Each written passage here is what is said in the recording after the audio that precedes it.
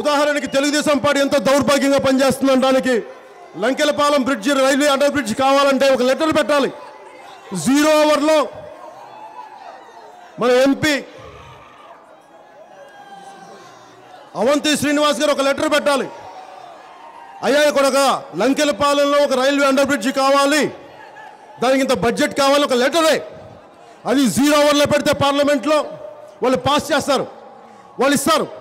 కానీ వీళ్ళు అడగరు. బద్ధకం, ఎంత బద్ధకం మరి. ఏం కూర్చొని కాళ్ళు బారు చాపుకొని ఇలా కూర్చుంటారు. కానీ మా లంకెలపాలెంకి ఒక రైల్వే అండర్ బ్రిడ్జ్ కావాలన్న వారికి బాధ్యత లేదు.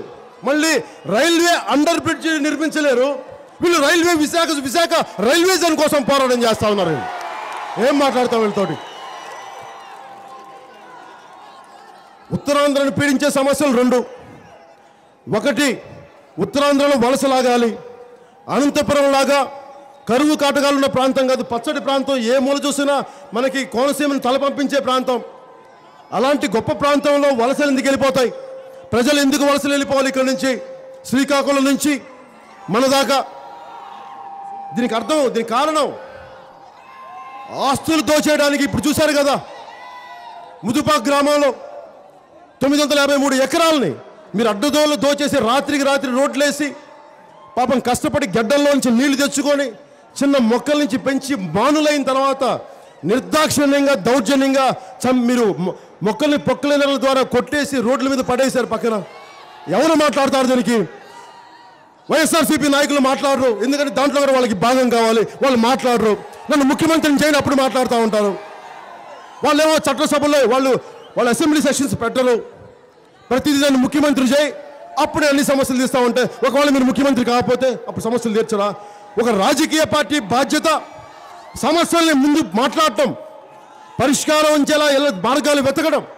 ఈరోజున జనసేన పార్టీకి ఒక్క ఎమ్మెల్యే లేడు, ఒక్క ఎంపీ లేడు. కానీ ప్రజా సమస్యల కోసం సమూలంగా ఆ మూల నుంచి ఈ మూల దాకా ప్రతి సమస్య మీద మనం పోరాడుతూ ఉన్నాం. ప్రభుత్వాలు దిగి వచ్చేలా పోరాడుతున్నాం. మరి వైఎస్ఆర్సీపీ నాయకులు చేయలేకపోతున్నారు. వారికి ఎంతసేపు మమ్మల్ని ముఖ్యమంత్రి చేయండి అన్న మాట తప్ప ప్రజల కష్టాలను మాట్లాడాలనే ఉద్దేశాలే వారికి లేవు. అలాగే తెలుగు ముఖ్యమంత్రి గారు ఇంకొకసారి నన్ను ముఖ్యమంత్రిగా చెయ్యంటున్నారు. ఇంకొకసారి తెలుగుదేశం పార్టీ నాయకుల్ని కానీ, స్థానికంగా ఉండే ఎమ్మెల్యేలని కానీ, తెలుగుదేశం పార్టీని కానీ, ప్రభుత్వాన్ని కానీ ఇంకొకసారి స్థాపిస్తే ఉత్తరాంధ్ర మొత్తానికి సమూలంగా అమ్మేస్తారు. ఉద్యోగాలు ఉండవు, స్థానికంగా ఎవరికి ఇవ్వడమే కాకుండా కాలుష్యం చెందిన పరిశ్రమలన్నింటినీ మన దగ్గర పెట్టి కనీసం మనం గాలి పీల్చుకోవడానికి దుమ్ముదుడి పీల్చుకునే పరిస్థితికి ఈ నాయకులు తీసుకొస్తా ఉన్నారు. నేను అందుకనే ఈరోజు మీకు వచ్చింది. నేను ఓట్లు వేయమని చెప్పడానికి రాలేదు, మీకు అండగా ఉన్నానని చెప్పడానికి వచ్చాను. నేను ఆడపడుచులకి నేను ఆగస్టులో ఒక ప్రత్యేకమైన మేనిఫెస్టోతో వస్తాను. ఆ మేనిఫెస్టోలో చూసి మన పెందుర్తిలో సమస్యలు ఉన్నాయి. ఉదాహరణకి హిందూజా కుటుంబీకులు నాకు తెలుసు, ఎన్టీపీసీ వాళ్ళు కానీ ఏమన్నా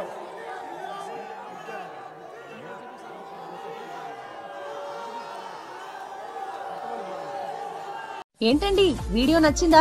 అయితే ఓ లైక్ వేసుకోండి, లేదంటే ఓ కామెంట్ చేయండి. ఎప్పటికప్పుడు మా వీడియోస్ చూడాలంటే సబ్స్క్రైబ్ చేసుకోండి.